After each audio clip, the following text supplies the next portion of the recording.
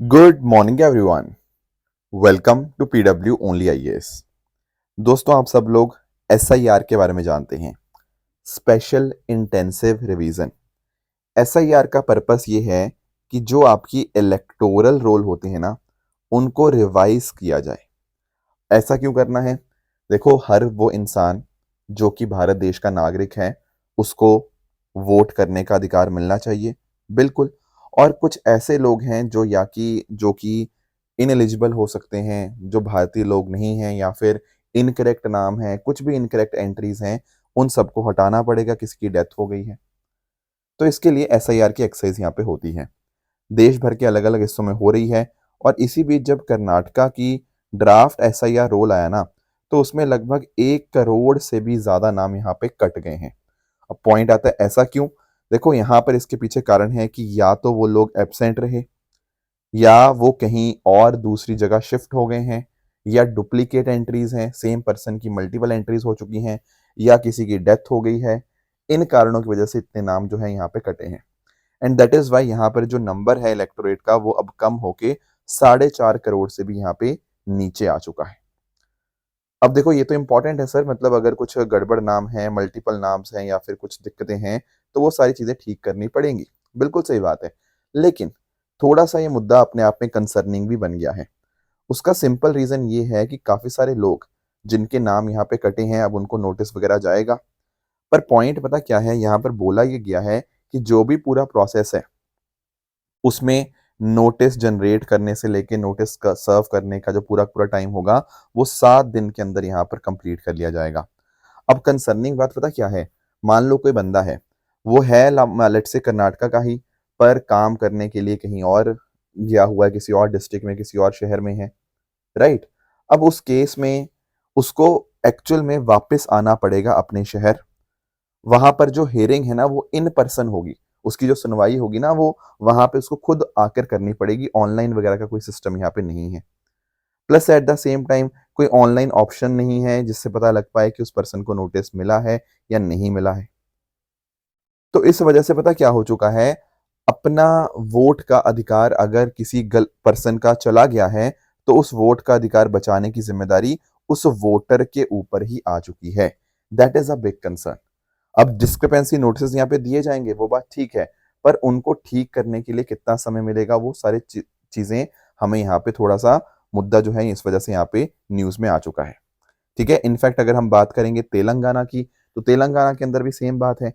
खासकर अगर हम बात करें ना हैदराबाद की, हैदराबाद के अंदर 35% से भी ज्यादा डिलीशन देखने को मिल रहा है। इतना डिलीशन कहीं पर भी नहीं देखने को मिलता। तो इतना ज्यादा डिलीशन यहाँ पे हुआ है, वो भी यहाँ पे तेलंगाना की सरकार के लिए चिंता की बात बन गया है कि कहीं ऐसा तो नहीं कि जो जेन्युइन लोग हैं उनके नाम यहाँ पे कट रहे हो, राइट? तो ये काफी कंट्रोवर्शियल मुद्दा अपने आप में फिर से एक बार आपको देखने को मिलेगा। दोस्तों, रही बात इसके साथ साथ मणिपुर की, तो मणिपुर के अंदर अभी भी वायलेंस हमें यहाँ पे कुछ कुछ एरियाज के अंदर देखने को मिल रही है। इनफैक्ट एक सीआरपीएफ के जो ऑफिसर हैं, उनको यहाँ पे इंजर्ड हुए हैं अभी रिसेंटली। और 2 घर ऐसे हैं जिनको यहाँ पे वायलेंस से यहाँ पे खत्म कर दिया गया, बिकॉज जो ग्रुप्स हैं वहाँ पे, कुकी मैती ग्रुप, उनके बीच में अभी भी यहाँ पर आपको नोटिस करने को मिलेगा कि सहमति नहीं बन पा रही है। दोस्तों, डेट है आज की 25 अगस्त 2026 एंड आप सभी का स्वागत है आज के प्रीलिम बूस्टर न्यूज डिस्कशन में। चलिए स्टार्ट करते हैं। पहला जो टॉपिक दोस्तों आज हम डिस्कस करेंगे, वो है H1N1 इन्फेक्शन के बारे में। सबसे पहले इसको समझते हैं कि आखिर क्या होता है H1N1। देखो, इसको ना हम लोग पॉपुलरली स्वाइन फ्लू के नाम से भी यहाँ पे जानते हैं, राइट? अब क्वेश्चन आता है कि सर ये H1N1 का मतलब क्या? देखो, H1N1 की फुल फॉर्म है हेमाग्लूटिन 1 न्यूरामिनिडेस 1। अब ये पॉइंट पता क्या है, ये दोनों जो नाम है H और N, ये बेसिकली टाइप ऑफ प्रोटीन है जो कि वायरस के सरफेस के ऊपर एक्चुअली पाए जाते हैं। आप लोगों को याद होगा 2009 का समय, शायद कई बच्चों को नहीं भी याद होगा, पर उस टाइम के ऊपर ना बहुत बड़े स्तर के ऊपर ये जो H1N1 है वो फैला था। एक्चुअली स्वाइन फ्लू इसको इसलिए बोलते हैं क्योंकि इस वायरस में जो जेनेटिक मटेरियल है ना, वो काफी हद तक सिमिलर है जो पिग्स के अंदर आपको इन्फ्लुएंजा वायरस देखने को मिलता है। ठीक है ना? तो इससे आपको रेस्पिरेटरी इलनेस जैसे जुकाम, खांसी, गला खराब, ये सब चीज़ें आपको यहाँ पे देखने को मिल जाएंगी।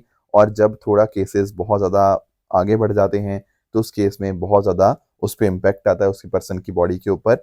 एंड सिवियर केसेस के अंदर निमोनिया हो गया, सांस लेने में दिक्कत हो गया, ऑर्गन फेल हो सकते हैं और डेथ भी हो सकती है। तो ये जो H1N1 है ये इन्फ्लुएंजा ए वायरस की वजह से यहाँ पे फैलता है और भारत के अंदर आज के समय ये फैल रहा है और ये स्ट्रेन का नाम आज के समय है ए मिसूरी 11-2025 H1N1 PDM09 लाइक। तो ये इसका नाम है आज के टाइम के ऊपर जो भारत के अंदर फैल रहा है और इसी वजह से आज हम इसको पढ़ भी रहे हैं क्योंकि ICMR ने यहाँ पे क्लैरिफाई किया है कि ये वाला स्ट्रेन भारत के अंदर बहुत तेजी से यहाँ पर फैल रहा है। अब क्वेश्चन ये आता है कि सर क्या ये एक इंसान से दूसरे इंसान में फैल सकता है? Answer is yes. एक्चुअली इसके फैलने का माध्यम जो है ना वो रेस्पिरेटरी ड्रॉपलेट्स और एरोसोल्स ही हैं। जब भी कोई इन्फेक्टेड पर्सन अगर वो खांसता है, छींकता है, बातचीत करता है, तो जो भी आपके ड्रॉपलेट्स होती है ना जिसमें वायरस होगा वो बाकी लोगों को इन्फेक्ट कर सकती हैं। या फिर मान लो कहीं पर यहाँ पे लेट्स से एक कोई टेबल था, ठीक है, कोई टेबल है और इस टेबल के ऊपर वहां पर मान लो ड्रॉपलेट्स गिरे इन्फेक्टेड पर्सन के, तो आपने उस पर हाथ लगाया उस टेबल पे और हाथ लगाने के बाद आपने अपना हाथ अपने मुंह पे, अपने नोज पे टच किया, तो उससे भी आपको H1N1 यहाँ पे हो सकता है। इन्फेक्टेड पर्सन से क्लोजली आप रहने के साथ ना ये सारे फैलने के चांसेस काफ़ी ज़्यादा यहाँ पे बढ़ जाते हैं। सीवियर केसेस के अंदर मैंने सबको बताया कि निमोनिया, रेस्पिरेटरी डिजीज यहाँ पे हो सकती हैं और खासकर आपके जो वल्नरेबल ग्रुप्स हैं ना उनके ऊपर बहुत ज़्यादा इम्पैक्ट कर सकता है, जैसे प्रेग्नेंट महिलाएं हो गया या बुजुर्ग हो गया। हेल्दी लोग जो होते हैं वो मोस्टली रिकवर कर जाते हैं, पर बाकी केसेस के अंदर थोड़ा सीवियर होने के चांसेस यहाँ पे बढ़ जाते हैं। अगर हम बात करें अभी जो 2026 में भारत में मानसून चल रहा है, इस केस में ना फर्टिलिटी रेट जो है, जो डेथ रेट है वो काफ़ी कम आया है, ठीक है। नॉर्मली अगर हम बात करें ना तो जैसे 2009-10 की बात मैं कर रहा था, उस टाइम फर्टिलिटी रेट लगभग 8% से भी ज़्यादा था। तो अब तो काफ़ी कम आया है फर्टिलिटी रेट, बट हाँ डेफिनेटली हमें इससे बचना चाहिए। तो प्रिवेंशन तो यही है कि एनुअल इन्फ्लुएंजा वैक्सीनेशन यहाँ पे लगवाई जा सकती है। फिर आप थोड़ा ध्यान रखें, हाथ वगैरह रैंडमली कहीं पर टच ना करें। अगर हाथ टच कर रहे हैं तो उनको समय समय के ऊपर आप अपने हाथों को धोते रहें।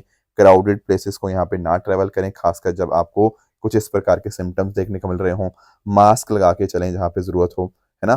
तो ज़्यादातर केसेस में थोड़ा आराम से, थोड़ा फ्लूइड से, थोड़ा जो भी सिम्टम्स आपको आ रखे हैं उनकी केयर करने से बातें ठीक रह जाती हैं। पर जो हाई रिस्क पेशेंट होते हैं वहाँ पर उनको प्रॉपर मेडिकल ट्रीटमेंट की आवश्यकता होती है। अब पॉइंट पता क्या है कि जब हम बात करते हैं ना वैक्सीन्स की, तो वैक्सीन्स भी दो प्रकार की हैं यहाँ पे, एक नदन हेमिस्फेयर वालों के लिए, एक सदर्न हेमिस्फेयर के लिए अलग आपको वैक्सीन देखने को मिलती है। तो अभी जो फिलहाल भारत देश के अंदर स्ट्रेन चल रहा है ना वो नदन हेमिस्फेयर के साथ बिल्कुल मैच कर रहा है। तो WHO भी दरअसल में यही रिकमेंड करता है कि वैक्सीनेशन के माध्यम से हम चीज़ों को यहाँ पे रोकने की यहाँ पे कोशिश कर सकते हैं। तो ये बातें थी H1N1 के बारे में जो आपको क्लियरली पता होनी चाहिए। दूसरे टॉपिक पे आते हैं दोस्तों, क्लोरफेनारमाइन मैलिएट फिनाइलफ्राइन FDCs। देखो नाम बहुत डिफिकल्ट है, ठीक है, तो मैं डॉक्टर तो एक्चुअली हूँ नहीं, तो मैं नाम थोड़ा गलत ही मुझे पता है प्रोनाउंस करता हूँ, बट कंसेप्ट मैं आपको समझा देता हूँ कि कंसेप्ट क्या है। देखो सबसे पहले आप समझना FDC के बारे में। What is FDC? Fixed dose combination. पहले तो इस वर्ड का मीनिंग समझो कि FDC होता क्या है। देखो मान लो आपको 2 मेडिसिन खानी है या मान लो 3 मेडिसिन खानी है, ठीक है। अब होगा पता क्या कि आप यहाँ से एक टैबलेट यहाँ से लोगे, एक यहाँ से लोगे, एक यहाँ से लोगे और ये 3 टैबलेट आपको खानी पड़ेंगी। क्यों ना मैं एक काम करूं, इन तीनों टैबलेट्स को एक सिंगल पिल के अंदर डाल दूं, एक सिंगल टैबलेट के अंदर डाल दूं। जो भी उसके एक्टिव फार्मास्यूटिकल इंग्रेडिएंट्स हैं उनको एक सिंगल पिल में डाल दिया। उससे फ़ायदा पता क्या होगा कि आगे से मुझे ये 3 अलग-अलग दवाइयाँ नहीं खानी पड़ेंगी, सिर्फ एक यही दवाई खानी पड़ेगी, क्योंकि इसके अंदर मैंने सही मात्रा के अंदर ये सारी चीज़ों को यहाँ पे इंक्लूड कर दिया है। जैसे मैं आपको एग्जांपल देता हूँ, जो लोग टीबी होते हैं ना जिनको, उनको ना रिफेम्पिसिन और आइसोनियाज़िड ये खानी पड़ती है। अब इसकी जगह अगर हम इनको कंबाइन कर दें, फिक्स्ड ड्रग कॉम्बिनेशन हम इनका कर दें, तो उस केस में आपको सिर्फ एक ही ड्रग यहाँ पे लेनी पड़ेगी। अब जैसे HIV के केस में भी होता है, वहाँ पर भी बहुत सारी यहाँ पर मेडिसिन आपको लेनी पड़ती है, उसकी जगह एक ही मेडिसिन अगर आप लो, इससे फ़ायदा पता क्या होता है कि जो पेशेंट होता है वो भूलता नहीं है। पेशेंट अननेसेसरी मेडिसिन कंज्यूम नहीं करता, जितनी ड्रग्स चाहिए मतलब उतनी लेगा। कोई इनकरेक्ट डोजेज यहाँ पे इंश्योर करना पड़ेगा कि वो ना हो, खर्चा भी बच जाता है, पेशेंट कंप्लायंस भी बढ़ जाती है, डोजेस मिस नहीं होती, ये सारे फायदे होते हैं। और भी बहुत सारे एग्जाम्पल, जैसे फॉर एग्जाम्पल इमोक्सिलिन के साथ आपका क्लुवोनिक एसिड जो है, इसको कई बार आपको साथ में ले लेते हैं। अब इससे फ़ायदा क्या होता है, इससे फ़ायदा ये होता है कि जो ये जो क्लोनिक एसिड है ना, ये उन एंजाइम को डिस्ट्रॉय कर देता है, मतलब सॉरी उन एंजाइम को रोक देता है जो अमोक्सिलिन को डिस्ट्रॉय कर सकते थे। तो अमोक्सिलिन की इफेक्टिवनेस बढ़ जाती है। तो दोनों को कंबाइन करने के इस प्रकार से कुछ फ़ायदे हो जाते हैं। इसको बोलते हैं एफडीसी। पर इससे कुछ समस्याएँ भी हैं। कई बार हो सकता है कि मुझे सिर्फ़ और सिर्फ़ ये लेना हो, ये चाहिए ही ना हो, बट मैंने जब दोनों का कॉम्बिनेशन लिया, तो मैंने अननेसेसरीली अपने बॉडी के अंदर कुछ मेडिसिन कंज़्यूम कर ली। ये दिक्कत आ सकती है, ठीक है ना?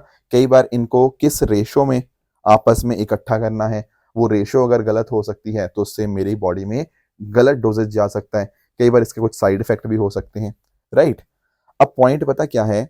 अभी सरकार ने क्या किया है, सरकार ने ये वाला जो फिक्स्ड ड्रग कॉम्बिनेशन है ना, ठीक है? इसको यहाँ पे क्या कर दिया, इसको रिस्ट्रिक्ट कर दिया है उन बच्चों के लिए जिनकी उम्र 4 साल से कम है। एक्चुअली पॉइंट पता क्या है? ये जो आपका एफडीसी है, ये वाला जो क्लोरफेनेमाइन वाला, इसमें क्या होता था कि जैसे किसी बच्चे को थोड़ा खाँसी, गला खराब, ज़ुकाम वगैरह है, तो उनको दिया जाता था। बट बच्चों के केस में हमने ऐसा यहाँ पे नोटिस किया कि बच्चों में कई बार इस पे बहुत नेगेटिव इम्पैक्ट, कुछ साइड इफ़ेक्ट यहाँ पे देखने को मिल रहे हैं। तो हमने बोला कि भाई जब हमारे पास कुछ और अच्छी-अच्छी दवाइयाँ हमारे पास हैं, तो फिर इसको यहाँ पे देने की क्या ज़रूरत है? तो अब पता क्या होगा? अगर ये दवाई इस प्रकार से बिकेगी भी ना, तो उसके ऊपर क्लियरली लिखा होगा कि 4 साल से कम उम्र के बच्चे यहाँ पर इसके लिए ये एप्लीकेबल नहीं है, तो उनको आप यहाँ पे नहीं बेच पाओगे। तो ये जो डिसीजन था, ये दरअसल में हमारी एक एक्सपर्ट कमेटी है, उसने यहाँ पे रिकमेंड किया था। ड्रग टेक्निकल एडवाइजरी बोर्ड ने इसको रिकमेंड किया and accordingly drug and cosmetic act के अंतर्गत हमने यहाँ पर इसको डिसाइड ये किया है कि 4 साल के कम वाले बच्चों को यहाँ पे नहीं दिया जाएगा, ठीक है? तो इसमें होता क्या-क्या है? एक होता है इसमें क्लोरफेनेमाइन मैलिएट, जो कि एक आपकी हेल्प करता है आपकी ज़ुकाम को, ठीक है ना? छींकों को रोकने के लिए, और दूसरा है आपका फेनाइलफ्राइन हाइड्रोक्लोराइड। ये एक प्रकार का आपके जो नाक बंद होती है ना, उसको नेसल कंजेशन होता है, उसको ख़त्म करने की यहाँ पे कोशिश करता है। तो दोनों को कंबाइन करने का फ़ायदा यही है कि आपको ज़ुकाम से यहाँ पे राहत मिल जाती है। पर बच्चों के केस में खासकर जो 4 साल से कम है, उसमें थोड़ा-सा इसके साइड इफ़ेक्ट देखने को मिल रहे थे, इसीलिए हमने यहाँ पे इसको अब रोक दिया है 4 साल से कम वाले बच्चों के लिए, राइट? आगे आते हैं दोस्तों, अगला टॉपिक हमारे सामने है नेशनल स्पेस डे 2026। अब दोस्तों आपको याद होगा कि 3 साल पहले, यानी कि 23 अगस्त 2023 को क्या हुआ था, हमारा जो चंद्रयान 3 है ना, वो यहाँ पे उसके विक्रम लैंडर की सक्सेसफुल सॉफ्ट लैंडिंग यहाँ पे हुई थी। कहाँ हुई थी? ये दरअसल में हमने उस पॉइंट का नाम दिया है शिव शक्ति पॉइंट, ठीक है ना? तो near the lunar solar south polar region, ठीक है? जो आपका मून का साउथ पोल था ना, उसके पास में यहाँ पे हमने यहाँ पे लैंड किया, और भारत दरअसल में दुनिया में पहला ऐसा देश बना था जिसने मून के सदर्न हाई लैटिट्यूड रीजन के अंदर यहाँ पे सॉफ्ट लैंडिंग करी है। वैसे मून पे सॉफ्ट लैंड करने वाली हम चौथे देश बने थे। ऑलरेडी जो यूएसएसआर था उस टाइम के ऊपर, यूएसए और चाइना, इन सब ने यहाँ पे सक्सेसफुली सॉफ्ट लैंड किया था, पर चंद्रयान 3 के माध्यम से हम चौथे ऐसे देश यहाँ पे बने थे। अब उस दिन था क्या, 23 अगस्त 2023, हमने अपने प्रज्ञान रोवर को भी वहाँ पे डिप्लॉय किया। तो 23 अगस्त को हम हर साल क्या सेलिब्रेट करते हैं, नेशनल स्पेस डे के रूप में। तो सरकार ने पहली बार 23 अगस्त 2024 को first national space day celebrate किया, और ऐसे हर साल हम यहाँ पे इसको सेलिब्रेट करते हैं। और इस बार 2026 के अंदर इसकी जो थीम थी, इट इज टुवर्ड्स विकसित Bharat, innovating, collaborating and inspiring to global space leadership, ये इस बार की आपको थीम देखने को मिल जाएगी। अब इसका फायदा पता क्या होता है, कि लोगों के अंदर अवेयरनेस जाती है। हम और ज़्यादा लोगों को अवेयर करेंगे कि हाँ देखो स्पेस के अंदर हम कितना अच्छा कर रहे हैं, तो इससे इनोवेशन को हम यहाँ पे प्रमोट करेंगे अब आगे। और इसके अलावा इसरो, अकेडमिया, स्टार्टअप्स, इंडस्ट्री, इन सब के अंदर कोलैबोरेशन होगा। प्राइवेट सेक्टर भी अब तो काफ़ी अच्छा यहाँ पे काम कर रहा है, और एक प्रकार से इंडिया एक दुनिया के सामने निकल के आएगा कि किस प्रकार से भारत यहाँ पे आत्मनिर्भर आज के समय है। तो इस बार जो इवेंट हुआ वो हुआ स्पेस एप्लीकेशन सेंटर अहमदाबाद के अंदर। अहमदाबाद इसलिए यहाँ पे रखा गया क्योंकि गुजरात का बहुत इंपॉर्टेंट कनेक्शन है विक्रम साराभाई जी से, ठीक है ना? तो इसमें इसरो की अचीवमेंट्स को यहाँ पे दर्शाया गया, और बहुत सारे आजकल के जो बच्चे हैं वो इसको देखकर इंस्पायर होते हैं साइंस, टेक्नोलॉजी, इंजीनियरिंग, मैथमेटिक्स के अंदर यहाँ पे पार्टिसिपेट करने के लिए। तो ये सारी बातें नेशनल स्पेस डे के रिगार्डिंग आपको क्लियर होनी चाहिए। आगे आते हैं, अगला टॉपिक है BHU uncovers a 70 year old archaeological treasure from Rajghat. देखो आपका जो बनारस हिंदू यूनिवर्सिटी है ना, उसने 22 बक्से अभी ओपन किए हैं, जो कि हमें राजघाट से हमने एक्सकवेट किए थे 1957 के अंदर, यानी कि 70 साल के बाद हमने यहाँ पे इनको खोला है। ऐसा मत समझना कि 70 साल पुरानी चीजें हैं, चीजें तो ये लगभग 2000-3000 साल पुरानी हैं। इनको एक्सकवेट किया गया था 70 साल पहले। तो इसमें सर क्या है, ऐसी चीजें क्या हैं जो हमारे 3000 साल पुरानी चीजें हैं? देखो यहाँ पर आपको स्कल्पचर्स, पुराने कॉइन्स, टूल्स, स्टैम्प स्टील्स, इसके अलावा अलग अलग ऑब्जेक्ट्स हमें मिले हैं। कोई कॉपर से बना है, कोई आइवरी से, कोई बोन से। इसके अलावा पॉटरी भी हमें यहाँ पे मिली है जो 3000 साल पुरानी है। सर ऐसा कैसे 3000 साल पुरानी कैसे? मैं आपको एक चीज समझाता हूँ। आप लोगों ने राजघाट के बारे में सुना होगा। अब राजघाट की हिस्ट्री बहुत ही ज्यादा शानदार है। राजघाट ना गंगा वरुणा नदी के कॉन्फ्लुएंस के ऊपर यहाँ पे सिचुएटेड है। ठीक है ना, काफी इंपॉर्टेंट सेटलमेंट थी पुराने, जो हमारा काशी हुआ करता था, मतलब तो वाराणसी नाम है। तो इसको यहाँ पे ना हम काशी महाजनपद के साथ यहाँ पे रिलेट करते हैं। महाजनपद का पीरियड आप सबने पढ़ा होगा। तो उस टाइम का कल्चर कैसा था, उसके बारे में हमारे पास ये एक्सकवेशंस देखने को मिलती हैं। तो आप नोटिस कर पाओगे कि यहाँ पे इस रीजन के अंदर 800 बीईसी से लेकर मेडिवल पीरियड के बीच में अलग अलग यहाँ पे जो चीज़ें हैं वो हमारे पास हैं। तो अभी जो रिसेंट डिस्कवरी हुई, हमने वो नोटिस किया कि उसमें एक ह्यूमन स्केलेटन भी हमें यहाँ पे मिला। तो 70 साल पहले हमने उसको प्रिजर्व कर लिया था। ठीक है ना, तो अब जाके उसको ओपन किया है हमने, तो सैंपल्स कनेक्ट किए थे। तो हमें इससे ना सब आइडिया मिलेगा कि 1000 साल पहले, 2000 साल पहले जो लोग थे वो कैसे रहते थे वाराणसी के अंदर, वो सारा आइडिया मिलेगा। इसके अलावा अगर हम बात करें, 3000 ग्लास स्लाइड्स मिली हैं हमें यहाँ से, 5000 फोटोग्राफिक नेगेटिव्स, वो नेगेटिव होते हैं जिसको माध्यम से हम यहाँ पे एक्चुअल में फोटो जनरेट कर पाते हैं। तो राजघाट, अजंता, एलोरा, रत्नागिरी, मांझी, इन सब के बारे में डॉक्यूमेंटेशन चीज़ों के अंदर है। फिर बहुत सारी सील्स हमें यहाँ से मिली हैं, जिससे हमें ब्रह्मी स्क्रिप्ट भी उनके ऊपर लिखी गई है। तो एक आइडिया मिलेगा कि 2000-3000 साल पहले क्या वहाँ क्या गवर्नेंस कैसी थी, इकोनॉमिक सिस्टम कैसा था। तो बीएचयू ने यहाँ पे रिसेंटली इनको बॉक्सेस को ओपन किया है, एंड दैट इज वाई हमें हमें हिस्ट्री को कंस्ट्रक्ट करने के अंदर बहुत ज़्यादा हेल्प कर सकते हैं। आगे आते हैं दोस्तों। अगला टॉपिक हमारा है Mangrol anti submarine warfare shallow watercraft. अब इसको अंडरस्टैंड करते हैं। देखो पॉइंट पता क्या है, आप लोगों ने नोटिस किया होगा कि जैसे पानी है, अब पानी के अंदर जो सबमरीन्स होती हैं, तो कई बार ना दुश्मन देश क्या करते हैं ना, हमारे पानी के आसपास यहाँ पे सबमरीन करने की कोशिश करेंगे, और इंडिया के ऊपर कभी ज़रूरत पड़े तो अटैक करने की कोशिश करेंगे। तो हमारी यहाँ पे रिस्पॉन्सिबिलिटी ये बनती है कि इस प्रकार के जो भी हमारे अंडर वाटर थ्रेट्स हैं ना, हम उनको समय समय के ऊपर डिटेक्ट करते रहें और उनको ख़त्म करने की यहाँ पे कोशिश करें। और इसी में हमारी इंडियन नेवी को बहुत इंपॉर्टेंट एक एडवांटेज अब यहाँ पे मिल रहा है कि हमें यहाँ पे मैंग्रोल जो है, ये जो शिप है ये यहाँ पे डिलीवर हुई है। यहाँ पर आप पिक्चर में देख पा रहे होंगे, राइट। और इसको यहाँ पे कोचिन शिपयार्ड लिमिटेड ने यहाँ पे बनाया है। अब ऑलरेडी हमारे पास first and second ship Indian navy को यहाँ पे मिली थी, दैट इज जो कि माहे क्लास की है। ठीक है, जो कि है, एक है आईएनएस माहे, एक है आपका आईएनएस मलवान। अब अगला आ रहा है आईएनएस जो मिल गया है, आईएनएस मैंग्रोल, राइट। अब इससे भारत की जो कैपेबिलिटीज हैं काफी ज्यादा इंक्रीज हो जाएंगी। कोचिन शिपयार्ड लिमिटेड ने जिसको बनाया है, इसमें 80% से भी ज्यादा इंडिजिनस कंटेंट है, यानी कि भारत के अंदर ही चीजें बनी हुई हैं।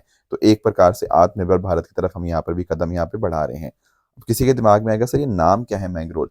एक्चुअली पॉइंट पता क्या है, अगर आप नोटिस करोगे तो हमारी इंडियन नेवी के अंदर ऑलरेडी एक शिप हुआ करती थी आईएनएस मैंग्रोल, जो कि 2004 तक इसने सर्व भी किया। पॉइंट पता क्या है, ये एक तरह की थी माइन स्वीपर। माइन स्वीपर क्या होता है? माइन स्वीपर होता है कि जो माइंस को क्लियर करे। जैसे फॉर एग्जांपल मान लो पानी के अंदर कुछ माइंस वगैरह यहाँ पे एक्सप्लोजिव बिछाई हुई हैं, उनको ढूंढना, उनको खत्म करना, दरअसल में आईएनएस मैंग्रोल का काम हुआ करता था। ये ऑलरेडी एक शिप हुआ करती थी, ठीक है ना। तो 2004 तक ये शिप ने काम किया, उसके बाद ये शिप हट गई। तो अब जो नई हमने यहाँ पे शिप बनाई है एंटी सबमरीन वॉरफेयर के लिए, उसका नाम भी हमने आईएनएस मैंग्रोल ही रखा है। ये जो नाम मैंग्रोल आया ना, ये गुजरात के जूनागढ़ डिस्ट्रिक्ट के अंदर एक छोटा सा आपको कोस्टल टाउन देखने को मिल जाएगा, जहाँ पर फिशिंग होती है। तो उसी के नाम के ऊपर इसका नाम भी यहाँ पे रखा गया है। बाकी इसके अंदर यहाँ पे शेलो वाटर सोनार है, ये डीप वाटर नहीं है, ये शेलो वाटर है यहाँ पे। और लाइट वेट टॉर्पीडोज देखने को मिल जाएंगे, एंटी सबमरीन रॉकेट्स हैं जो कि यहाँ पे सबमरीन को खत्म करने के अंदर प्रॉपरली सक्षम है। यहाँ पर एडवांस रेडार्स भी हैं, ठीक है ना। और इस प्रकार से अंडर वाटर ऑपरेशन यहाँ पे आराम से कर सकता है, माइंस वगैरह को भी यहाँ पे क्लियर कर सकता है। तो ये सारी चीज़ें यहाँ पर आपको देखने को मिल जाएंगी। और क्योंकि इसमें ज़्यादातर कंटेंट इंडियन ही है, मोर देन 80%, तो आत्मनिर्भर भारत की तरफ यहाँ पे कदम यहाँ पे बढ़ते हुए देखने को मिल जाएंगे। तो ये कुछ मुद्दे थे जो आज हमें डिस्कस करने थे। अब रही बात ट्रू एंड फॉल्स स्टेटमेंट्स की, यहाँ आपके सामने कुछ स्टेटमेंट्स हैं, इनको आप पढ़िएगा, बताइएगा कौन सा सही है कौन सा गलत है। एंड जो कल मैंने आपको होमवर्क दिया था, एक था स्टारशिप के बारे में, तो बिल्कुल ये एक प्रकार का फुली रीयूजेबल रॉक स्पेसक्राफ्ट है, लॉन्च सिस्टम है जिसको स्पेस एक्स ने यहाँ पे डिज़ाइन किया है। So that is a correct statement. Asian development bank की बात करें दोस्तों, इंडिया बिल्कुल फाउंडिंग मेंबर है, लेकिन इंडिया यहाँ पे सेकेंड लार्जेस्ट शेयर होल्डर नहीं बल्कि आपका फोर्थ लार्जेस्ट शेयर होल्डर देखने को मिलेगा। जापान एंड यूएसए जो है वो टॉप पे हैं, चाइना थर्ड पे है और चौथे पे इंडिया है, तो second is incorrect. Gaganyaan mission Bharat का बिल्कुल पहला ह्यूमन स्पेस फ्लाइट मिशन होने वाला है, so that is a correct statement. Terrier cyber quest 2026 की बात करें तो बिल्कुल यहाँ पर हमारी कोशिश यही है कि जो हमारे अलग अलग नेशनल सिक्योरिटी थ्रेट्स हैं उनको एड्रेस करने के लिए हम एक प्रकार का यहाँ पे हैकाथॉन ऑर्गेनाइज कर रहे हैं। पैरासल आइलैंड की बात करें तो मेडिटेरियन सी के अंदर नहीं बल्कि आपका जो साउथ चाइना सी है वहां पर आपको इसकी लोकेशन देखने को मिल जाएगी, तो आखिरी स्टेटमेंट अपने आप में इनकरेक्ट बन जाएगा। तो ये थी आज की डिस्कशन। इस तरह से आप सब लोग हार्डवर्क करते रहिए। All the very best. जय हिंद, जय भारत।